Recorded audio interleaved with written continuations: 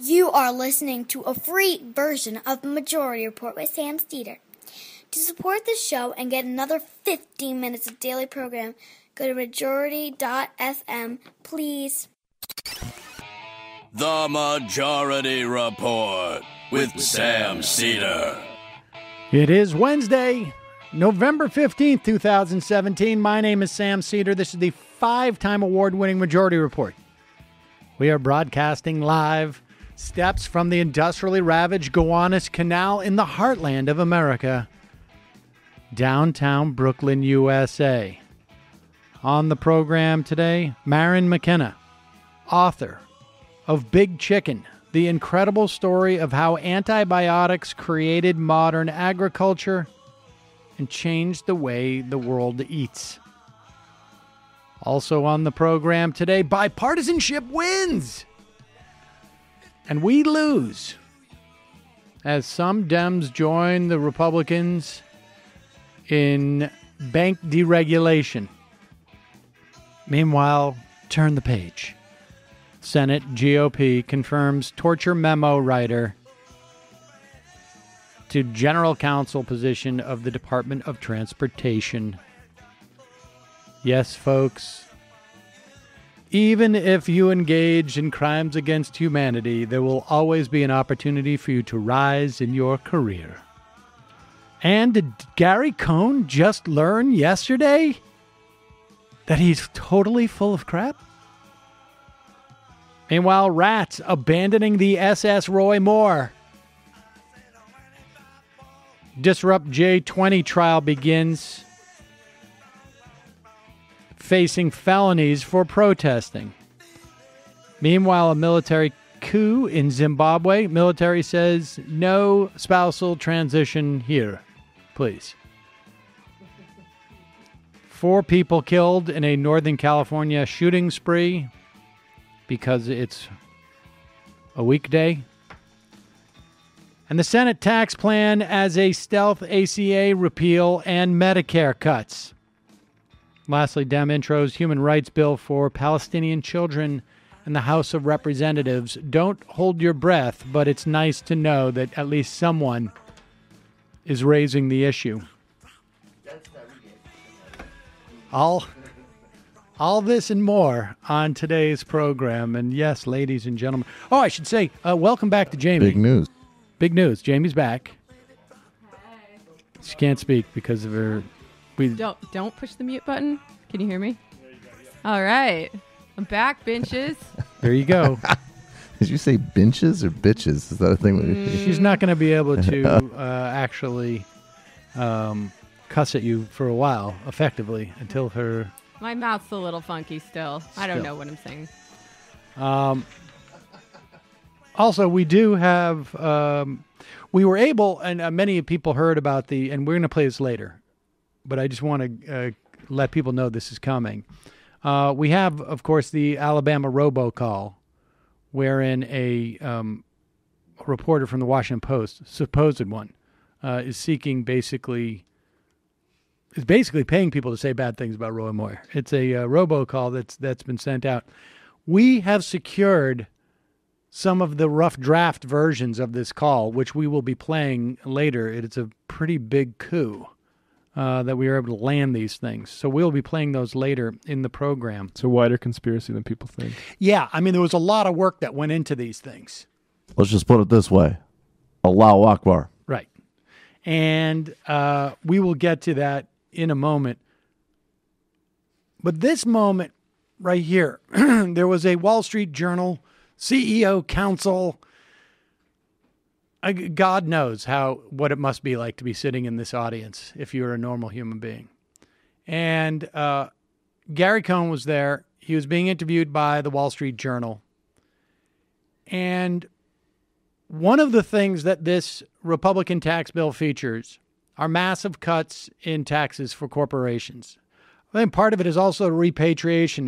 We haven't seen all the language, but repatriation of foreign profits as well.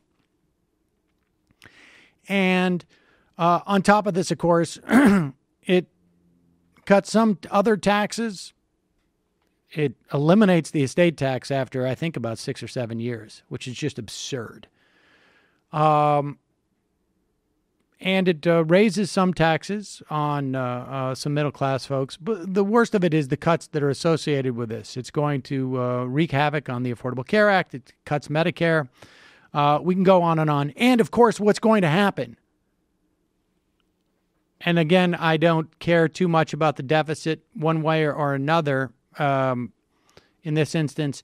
But what's going to happen is they're creating the fulcrum in which they will use their leverage with a deficit scare down the road to cut Social Security and Medicare. I mean, this is rinse, wash, rinse, repeat is the way this works. But here is a moment which is stunning. And if there was any integrity in anywhere, I mean, I wanted to say sort of like, the Republican Party, and then I stopped myself before I was being ridiculous. Yeah, but in the business, media, right? Well, honestly, like there's got to be some small nook and cranny there, which would be, I mean, the idea that there aren't people who have been earnestly promoting this and their jaws aren't dropping at both like Gary Cohn's reaction here and what's going on is so telling. It's a quick clip, so I'm going to set it up properly for you. They're talking about the massive corporate tax cuts that are coming. And this is the Wall Street Journal CEO Council. One of the reporter there asks, I guess maybe it's the editor-in-chief, I'm not sure which guy it is that asked this, of the CEOs sitting in the audience. He wants to take, they're doing one of these things where it's like, the rhetorical version of like, who's here from Jersey, and everybody raising their. They're trying to show just how much this corporate tax cut is going to help workers. Because that's the argument they've been trying to make. Now, of course, they had to take down off their own Treasury Department website a document that was produced during the Bush years, which shows that it's not really going to help workers very much at all. So they had to take that down before they got into this tax fight. But here's Gary Cohn getting first-hand confirmation, and his response is, I mean, what do you imagine? If, remember when Alan Greenspan had that moment like, oh, I guess I was wrong in the falling of the financial meltdown. The intellectual model that I had for how the world works turns out to be wrong. Sorry that I spent my entire career in public life trying to create bubbles and housing meltdown. Yes, I guess it turned out I was wrong. Well, this is is a moment in real time for Gary Cohn to realize this, and wait till you see how he reacts to it. But here's the question. They're going to ask me, raise hands. Who's going to take that tax money and reinvest it in your company and your workers? Can I ask you all a quick question? If the tax reform bill goes through, do you plan to increase investment, your company's investment, capital investment? Just a show of hands, the tax reform goes through? Okay. Why aren't the other hands up? Why aren't the other hands up? John, I've got a question for Gary quickly. Yeah, okay. Why aren't the other hands up? In other words, why is there only 2 or 3 people in this entire room full of CEOs who say they're going to put the money back into their company and expand? And Gary Cohn's response is like, wait, why are all my assumptions completely wrong? We should have coordinated this before. You're supposed to protect. Well, no. I think this is actually a genuine moment you think so? Of like, wait, what? And he laughs it off, and they ask him another question. They all just pretend like, this is a moment where they are so convinced of their own assumptions that they're going to see all these hands up, and all they can say is like, are people shy? Oh, it must be people are shy. And the reason why they're not going to invest in their company, in fact, what they're going to do is they're going to buy back shares of their own stocks, or they're going to pay out dividends to their shareholders, is because every person sitting in that room who is in the C-suite of their corporation, their compensation is tied to the stock price of their company. And if that stock price goes up, they're going to get more money. That is not a function of investing in the company for the next 5 years. It's not a function of hiring more workers. You don't do that unless there's demand. And getting more money back on your taxes doesn't impact demand whatsoever. In fact, it's actually the opposite. It's a little bit of circuitous route to make it to the opposite. But because that money is not going to be spent by the government, because that money is not going to your workers, you're going to see less demand than you would have otherwise. Because the only way you're going to get demand is to pay your workers more. But these guys are sitting there going like, what? You got to be joking. No, you're giving us money and you're asking us, oh, am I going to give it to the company or am I going to put it in my pocket? That's a joke, right, Gary Cohn? Right? That's a joke. Now, maybe he doesn't understand this because he came from the world of finance and he only gets the benefit. He doesn't, he just sees like tax cuts. Oh, I'm going to get more money, not just because I'm getting personal tax cuts, but because the stocks prices are going to go up and that's my business. It was a really telling moment that really, I mean, honestly, that should be the first thing that people show on the news tonight. Not going to happen. Caviar and horse? No. Where are the hands? Where are the hands? He's having a tough break. He doesn't get the Fed, and he finds out that everything he believed about everything was wrong. No strip clubs in Lower Manhattan, and my Rebbe's mad at me, and no Fed. That's right. This is a Meshuggah deal. All this for supporting neo-fascists. Folks, here's something else you can chew on at this moment. Many recent studies suggest that having good oral health impacts your overall health. In fact, we've known this for a long time. We had, I think it was, several months ago, we had about dental insurance and the implications of good dental hygiene. I've told you guys that, I don't know what it was, about 2 or 3 years ago, I had an epiphany and I was like, I don't want to spend major money in the coming years on my teeth. So I started to brush with an electric toothbrush, and I've been bouncing around at different ones, and I have found the one that I love. Most of us don't brush our teeth properly. I've talked to you about that. But you can start brushing better today. Quip. It's a new company. It's refreshing the way people brush their teeth. It's starting at just $25. Quip is an electric toothbrush that packs premium vibration and timer features into an ultra-slim design. That's half the cost of bulkier brushes. In the past, whenever I have not used an electric toothbrush, it's because it is a pain in the ass to keep on your sink. It is a pain in the ass to travel with, impossible to travel with. And the most important thing about brushing your teeth is doing it correctly and doing it.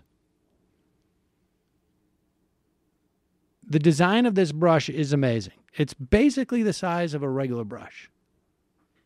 But it has vibrations that you can feel the difference. And this is, look, they'll tell you, use this toothpaste and whatnot, and I'm going off script here. I don't know, because these guys provide toothpaste. It's nice, freshens your breath. That's great.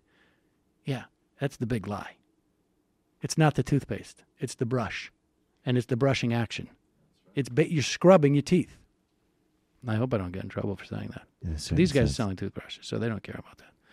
You can even subscribe to receive new brush heads on a dentist-recommended 3-month plan for just $5, including free shipping.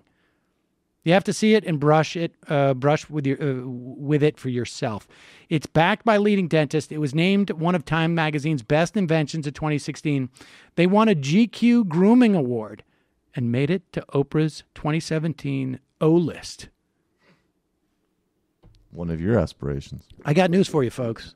That's all well and good, but it made the S list, too. The Sam list.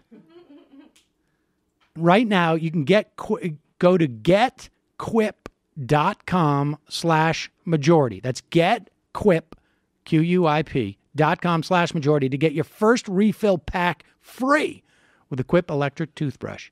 That's your first refill pack free at getquip.com/majority. Get GETQUIP.com/majority. Seriously, folks, do yourself a favor. Save your teeth. We're going to take a quick break. When we come back, we'll be talking to Maryn McKenna.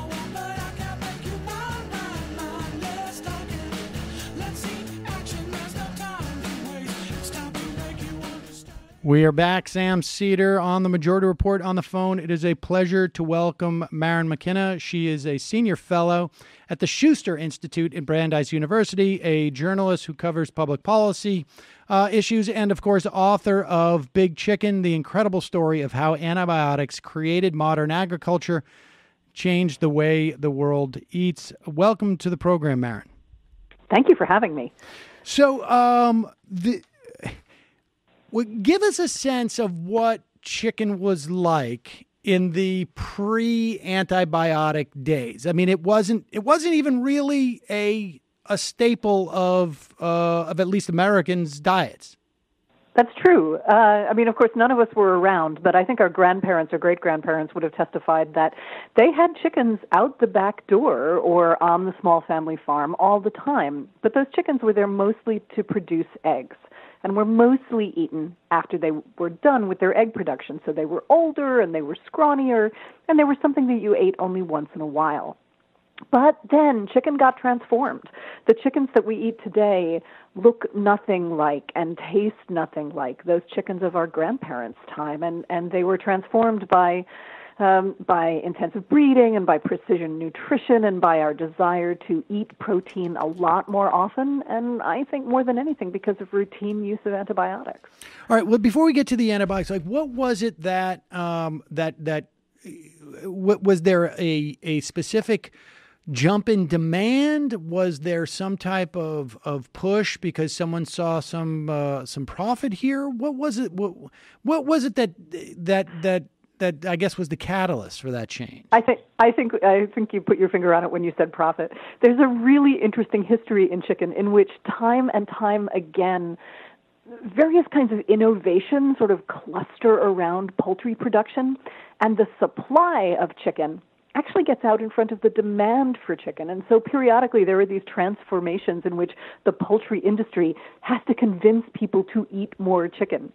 And they did it in a number of ways, but the main way they did it, aside from antibiotic use, was by transforming the way chickens look. So that those chickens of our grandparents' time would have been sort of upright, and they would have exercised, they would have run around the barnyard and flapped up into trees, and they would have been kind of slender, and they would have had colored feathers.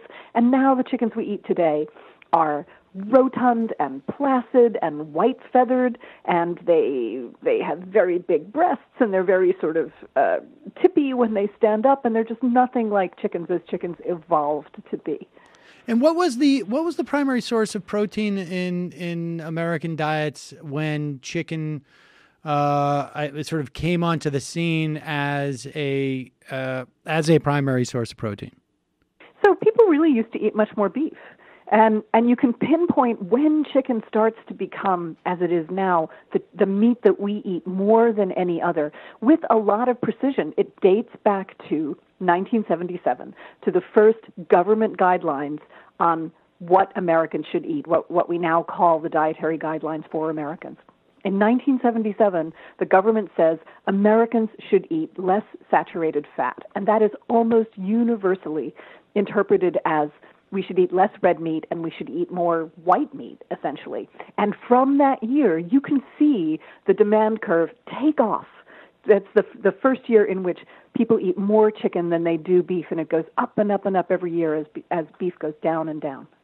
That's fascinating. Is that and obviously we're going to go back in time to where antibiotics comes into this, but it was in the early 70s. I think it was like around 72. It was under the Nixon administration where we changed our policy about corn, and we started subsidizing corn significantly, which drove I know like beef production. Did it also impact chicken production? So chickens are, those chickens of the barnyard, the chickens of our grandparents and great-grandparents' time, they would have been feeding themselves for the most part, running around outside, scratching up bugs and insects and so forth. And then we brought them inside and we started feeding them grains. And corn is one of the chief components of chicken feed. So the more you make corn affordable and easily accessible, and the more you expand the production of corn, the more you can expand inexpensively the production of the proteins that are fed on corn. All right, so let's go back to the introduction of antibiotics and into chicken, and then I guess ultimately into livestock from there. I mean, where was it first introduced? It's a really fascinating story, and I feel like it was kind of lost to history. It certainly wasn't something I knew all the details of. And to understand how this happened, how we got to the point where antibiotics are routinely added to the diets of livestock all over the world, not just chickens, but pigs and cattle as well, you have to go back to the end of World War II, where two things happen at once. The first is that antibiotics come on the scene for use in human medicine. Penicillin only arrives on the battlefields of World War II in about 1943, and then there are other antibiotics that follow along soon after that. And the second is that at the end of the war, the entire system of food production feels really fragile and uncertain because of the war's damage and because of the necessity to cut costs after the guaranteed market of all those soldiers and sailors needing to be fed goes away. And so the antibiotic manufacturers start looking for other uses for their new drugs at the same time that the food production system starts looking for cheap supplements to make the cheap feed they're starting to use more nutritious. And into that collision of those two trends walks one scientist, a man named Thomas Jukes, who decides to try one of the new antibiotics as a feed supplement for chickens. And the chickens get fat faster than they would have otherwise.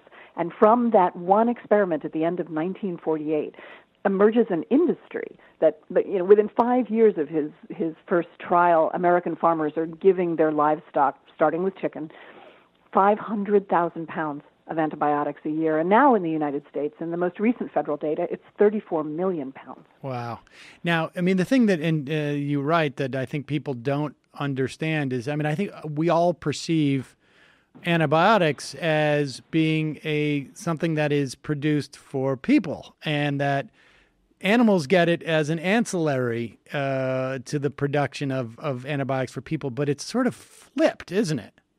That's exactly right. And that was the thing that really made me want to investigate this use of antibiotics in animals, is that I came at this as someone writing about public health, aware of antibiotic resistance as a profound health threat to people, and hearing public health authorities like the director of the CDC saying we have to conserve antibiotics, we have to protect their action, use them very carefully. And then I turned around, and in agriculture, vast amounts, tons and tons of antibiotics were being given to animals that were not sick, were being given for reasons other than to cure infections. And that was so counter to what I was hearing from the medical side that I had to figure out what was going on.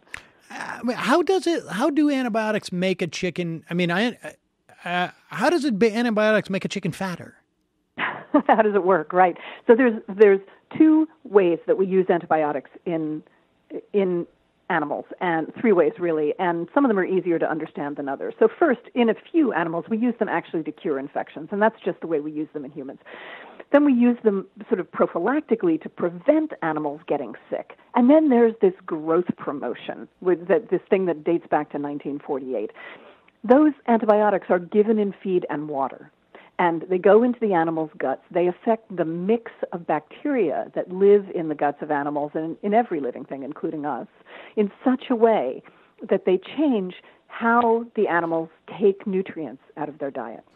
And they speed up their metabolism, speed up the ways in which they put on the tasty muscle that we want to eat. But at the same time, they're also encouraging the emergence and the growth of antibiotic-resistant bacteria in those guts. And that's where the problem, the larger threat to human health, emerges from this routine antibiotic use.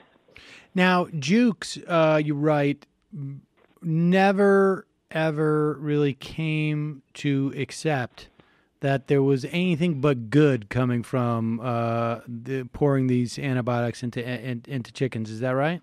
It's as far as I can tell, to the end of his life. He died in the 90s.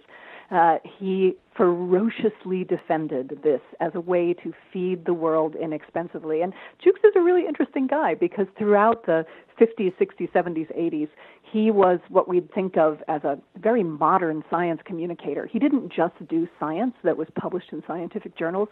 He wrote op-eds all over the place, including in the New York Times, and relentlessly defended this use of antibiotics as the thing that was going to feed the world. What was his relationship with antibiotic manufacturers? Just out of curiosity.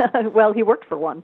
The reason why he was able to do that first experiment in 1948 was that he was on the staff of one of the first companies making antibiotics, which was a company that at the time was called Lederle Laboratories. It was just outside New York City, and it belonged to a larger company that had emerged from after World War II called American Cyanamid. So he took his own company's drug, the leftovers from making his company's drug, which was called chlortetracycline or oreomycin, and that's what he fed to the chickens in that experiment.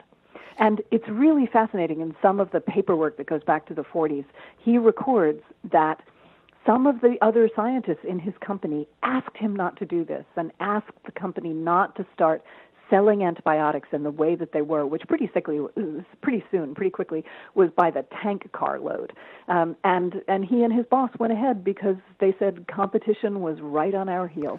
Why did those? I mean, this is actually I was getting to this, and I think I might be a little bit jaded for the amount of time that I spend with tort lawyers. But what and product liability lawyers? What did those other scientists say at that time?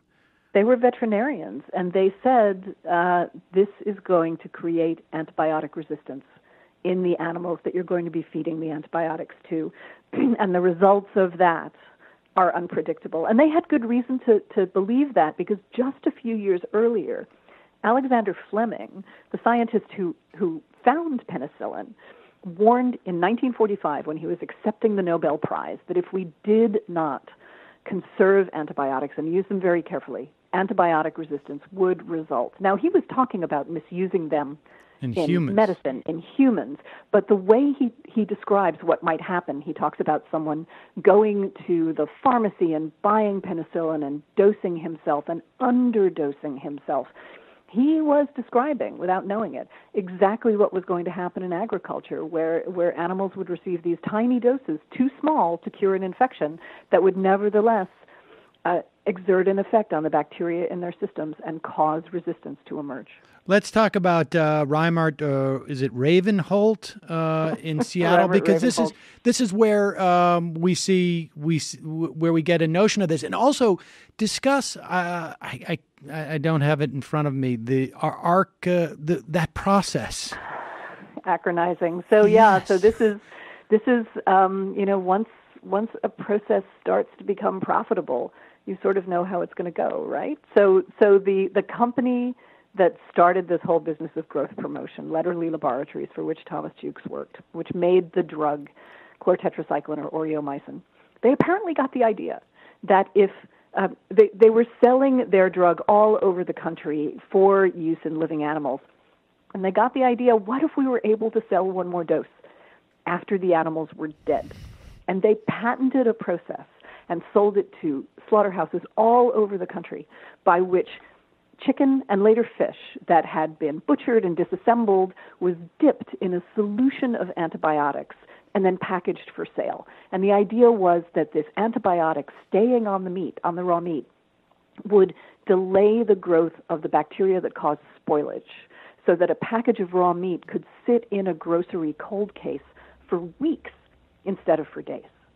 And as with so many things in this story, they had good intentions. They wanted to save food from being wasted, but there were unintended consequences. And Reinhard Ravenholt, the gentleman you mentioned, this physician who still is alive in his 90s in Seattle, in the mid-1950s as one of the first disease detectives at the Centers for Disease Control, noticed that there was an outbreak spreading among slaughterhouse workers in Seattle of really gruesome skin infections on their arms and hands. And it turned out that they were handling chickens that had already been fed antibiotics in this process in the slaughterhouse in which they were being dipped in more antibiotics.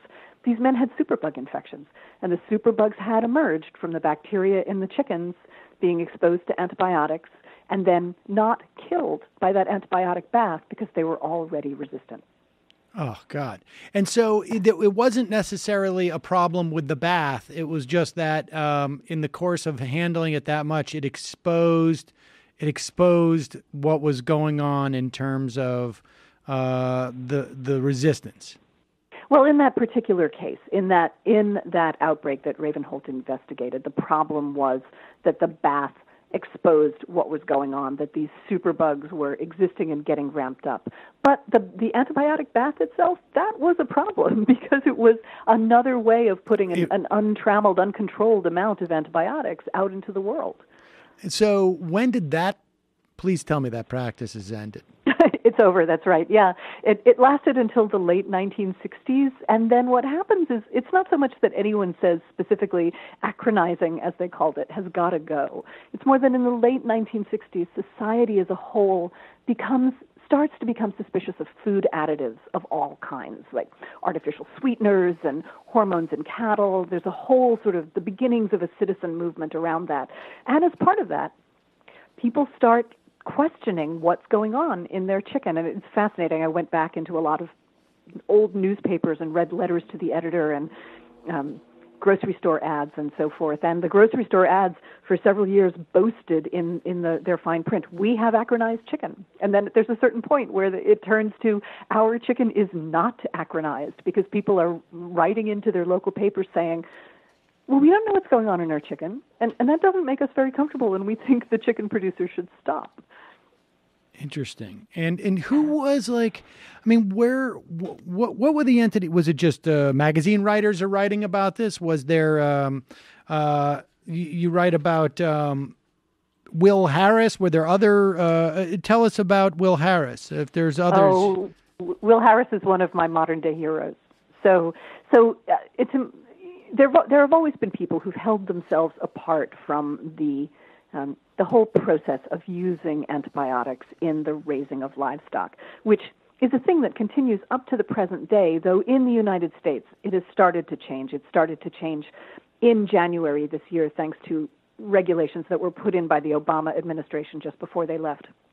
But Will Harris, a great man, is the proprietor of a fourth, now fifth generation family farm in southwest Georgia. His father grew their family farm up into a big cow-calf operation using hormones and antibiotics and pesticides and herbicides.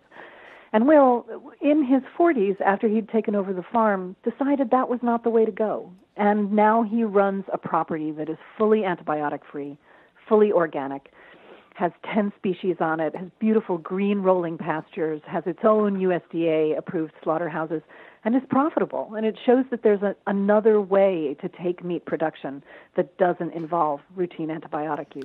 Well, let's talk about the public policy changes, because it seems like the Obama administration was able to do something that hadn't been done for 30, there was attempts to do for 30, maybe 40 years. Is that right? That's right. In the Carter administration, when Jimmy Carter brought his young crew of reformers into the White House in 1976, one of the things they had their eyes on was what was going on at the FDA, and the FDA had given the approvals for using antibiotics routinely in agriculture. And so Carter's new FDA commissioner, a doctor named Donald Kennedy, not a doctor, a PhD, named Donald Kennedy, proposed that he was going to take away the licenses that the FDA had granted in the 50s for using antibiotics in this manner. And he told the drug manufacturers that he was going to hold a set of hearings, and they would have to show up and prove that their drugs were safe. And if they couldn't, he was going to yank the licenses. And he never got to hold that hearing because a powerful congressman from Mississippi who had oversight over the FDA's budget told the White House that if Kennedy went ahead moving against antibiotics, this congressman, Jamie Whitten, would hold the FDA's entire budget hostage. And so the Carter White House forced Kennedy to back off, and he only stayed in government service maybe another 2 years, and then he later on became the president of Stanford University.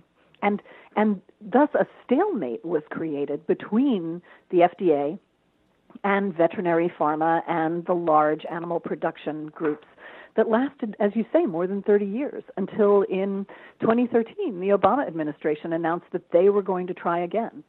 And, a number of things had happened. That very long-serving congressman had finally retired. The public policy was changing. Consumers were thinking differently about the use of antibiotics in the meat they buy. And so the Obama administration was successful, and they put in regulations. Technically, they're called guidances. They're not regulations with the force of law. That on January 1st of this year, growth promoter antibiotics are no longer used in the United States, and if producers use any other antibiotics in any other form, they're supposed to be supervised by a veterinarian, which didn't used to be the case. It used to be they could just walk down to a farm supply store and buy a bag of antibiotics and use it with no oversight, and now they can't do that anymore. So in the interim, we should say that the practice of using antibiotics this way migrated from chickens into beef, I guess. Right, into most meat animals. In fact, went from chickens kind of taught the rest of animal agriculture how to misuse antibiotics. Fairly quickly, it was picked up by pigs at the Hormel Institute, run by the people who brought you spam, and then that same practice moved into cattle. So there actually are some fairly significant poultry companies now turning against antibiotic use on their own. Actually, they started in advance of the Obama administration rules. So it's kind of interesting to me that the chicken, which taught agriculture how to misuse antibiotics, might provide the model to help agriculture move away from that historic mistake. Antibiotics, it seems to me clearly was, I guess, provided the mechanism to make livestock agriculture much more of almost like a manufacturing process. Right. I think that's right. Is this rolling back? I mean, are people having to, in the absence of being able to just sort of casually provide antibiotics, is that going to force our meat producing industries to be less factory-based in some fashion, or no? Well, it depends on what you mean by factory-based. I think you're right that in my view, once we started using antibiotics routinely in livestock, that was the foundation for everything that we think of as big industrial-scale farming now, moving animals through very fast, putting them in very large concentrations, cutting costs as much as possible and sort of pushing the externalities of those costs of pollution, of resistant bacteria, and so forth, out from the central business model of meat production. But some of the companies that now are moving against antibiotic use, the leader of which is Purdue, the Purdue Farms, the big chicken producer, fourth largest in the country, they're showing that they can take antibiotics out of the system and not fundamentally change their system. So if what we still want is very rapidly produced, very industrial scale, very inexpensive protein, we can have it without antibiotics. I think what's promising, though, is that there are small and medium-sized producers, like the folks with the grass-fed farm that we were just talking about in South Georgia, who might never have been able to compete in the marketplace just on the basis of cost, because small and medium-sized production is more labor-intensive. Right. But they can compete on being antibiotic-free. It gives them something else to compete on that when they couldn't compete just on price. And so this move, even though it's a move by the big companies, it's really fascinating to me that it might open up the market again for small and medium-sized companies too. I was going to ask, what are the implications for in terms of the monopolies that we have increasingly in agriculture? And I guess maybe you've answered that question. That this just opens up it sounds a little bit boutique-y to me in that regard. Well, some of these companies are, some are small, beautiful, rolling green hill grass-fed farms. But there are also medium-sized companies that are producing mostly chicken, some other poultry, and increasingly some other forms of protein as well, in ways that look like the bigger companies. They have lots of birds at a time. They're in solid-walled barns. They don't have big green rolling hills, but they before did not have the scale to compete with the very large companies. And I think if you bring going antibiotic free and increasing animal welfare back in as a thing as a value you can sell on, right, then it changes the shape of it, changes the points of entry into the market.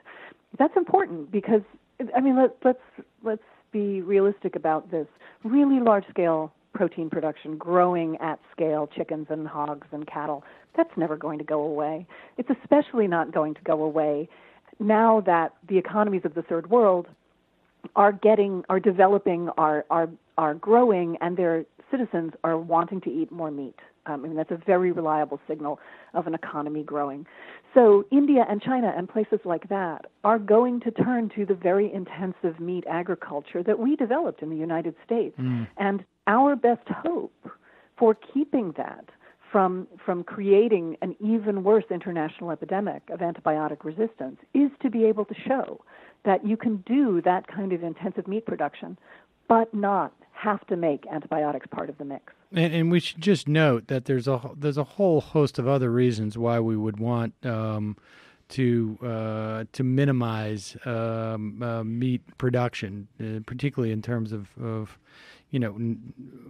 anywhere from a sense of humanity and to what it does to the environment. But this is in this sort of, I guess, narrow policy sphere, which is not so narrow. We need antibiotics to be effective. That's right. But you're absolutely right that there are so many other implications to this, from changing animal welfare to reducing air pollution, water pollution, to changing labor relations around very large meat corporations, to changing land use policies. But routine antibiotic use to this point has underpinned all of that. And maybe if we dismantle that, maybe then those other things get to be reconsidered as well. I'm curious, just lastly, has there been pushback from the companies that make these antibiotics? I would imagine these are huge businesses. So this is a really interesting question to me, because when the Obama administration put in these rules, the way that they made them work was not to tell farmers what they couldn't use. They actually asked the pharma companies to change their labels in such a way that antibiotics could no longer be used off-label. They couldn't be used as growth promoters. So two things are going on there. First, there's still a lot of preventive use of antibiotics, that sort of middle category of use of protecting animals against the conditions of being held in close confinement. That's still fully legal all over the world, even though the World Health Organization just last week came out and recommended that it be stopped. So that's a big market. But also, until the developing economies, India and China and so forth, until they turn away from antibiotic use, that's a massive market. So maybe the drug companies are willing to give up on the West because they see so much promise in the market of the developing world. I think we have to wait and see. That sounds a lot like tobacco. Doesn't it just?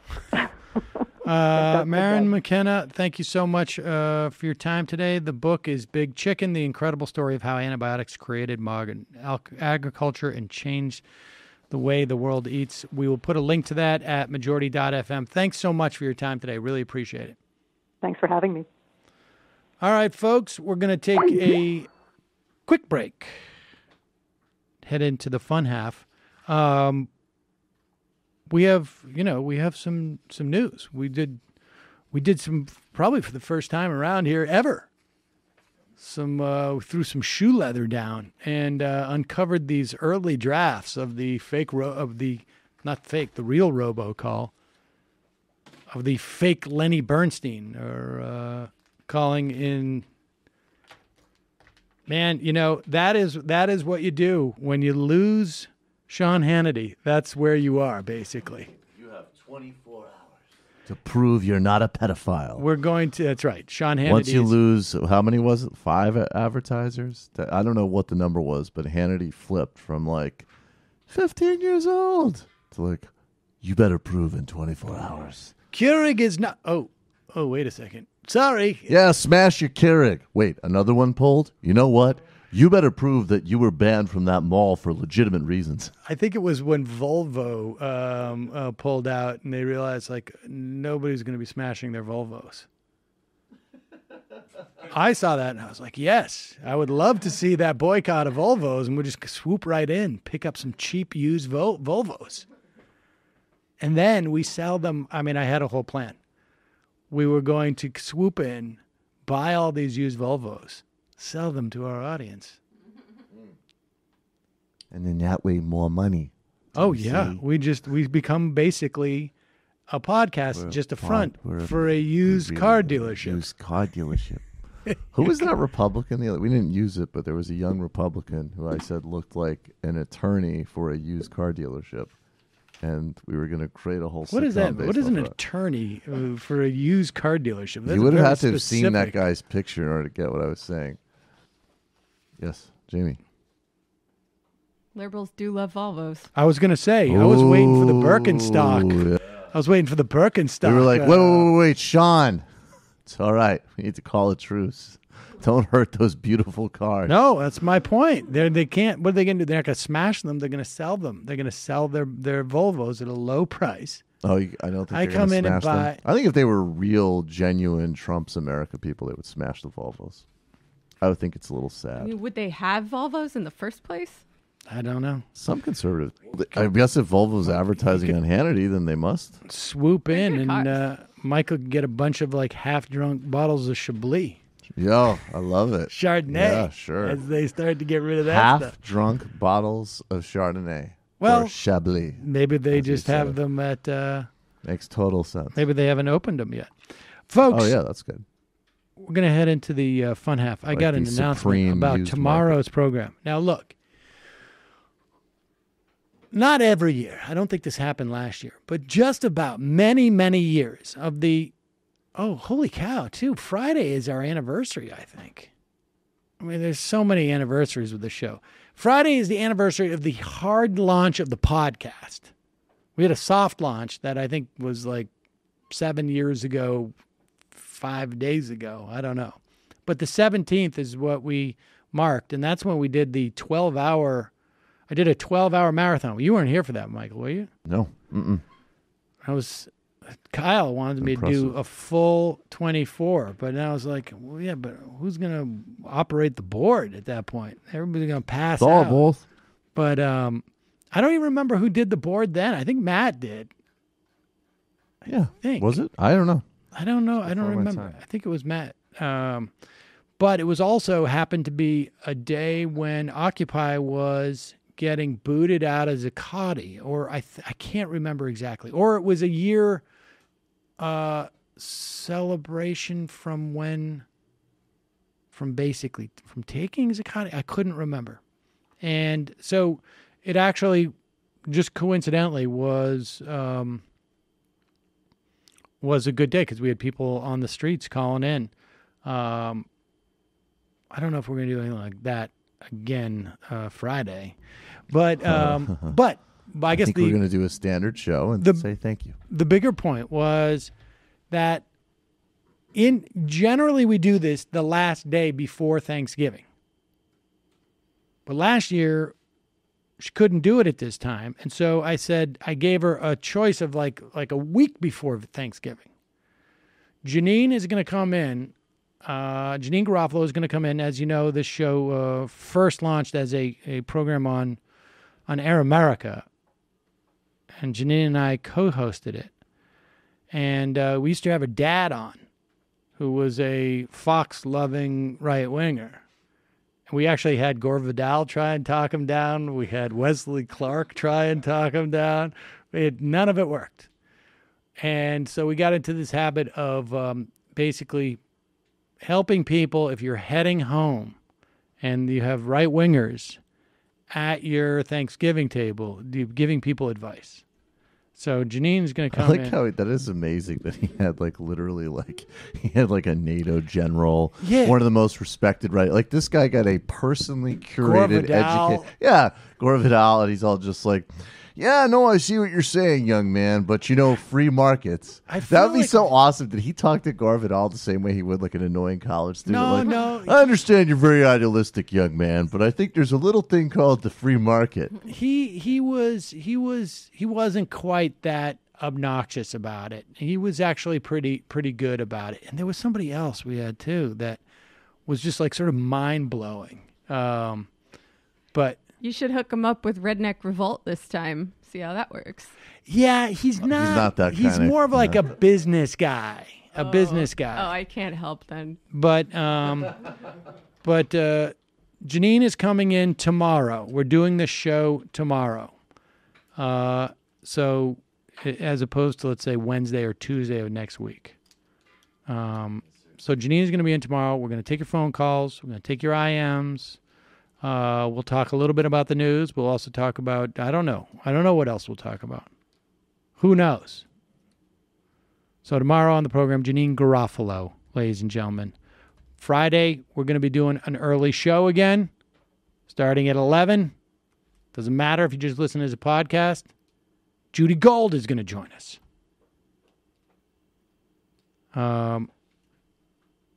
We're going to... The survey, I think, is going to be open for certainly no longer than next week, the middle of the next week before Thanksgiving. So if you have yet to take the survey, head to majoritysurvey.com, majoritysurvey.com. If you are a member, click on I'm a member. That is if you have a subscription to the member show. If you are a freebieer, we need your feedback. If you are a YouTuber, we need your feedback. Check it out there. Also, don't forget, you can become a member of this program by going to jointhemajorityreport.com, jointhemajorityreport.com. Also, justcoffee.coop, fair trade coffee, tea, or chocolate. Use the coupon code majority, get 10% off. And it's a good gift. Oh, and also, you can give a gift. If you go to jointhemajorityreport.com, I think it is. I think you go to Cuck Nation. Isn't it cucknation.org? Is that what it was? So I got to check. I can't believe that's still up. Yes. If you go to cucknation.org, you can send the Majority Report membership as a gift. I don't know who did that, but honestly. Somebody brilliant. So cucknation.org, you want to send the program as a gift? It makes a great holiday gift, folks. Cucknation.org. Also, check out TMBS from last night. Sarah Jones was on. Ben Mankiewicz. Ben Mankiewicz. And then for post-game, Bashkar Sunkar from Jacobin joined Sarah and I. And we're going to work on we already improved your camera shot here, but Sarah Jones, you could not even, she just looked like a microphone. Yeah. Well, I think it improved a bit, but she was slouching a bit. She was slouching. But it was also the microphone. It was the massive microphone crane. Yeah. We're going to have to do something about that. It's true. All right, folks, going to take a quick break. Head into the fun app. 646-257-3920 is the number.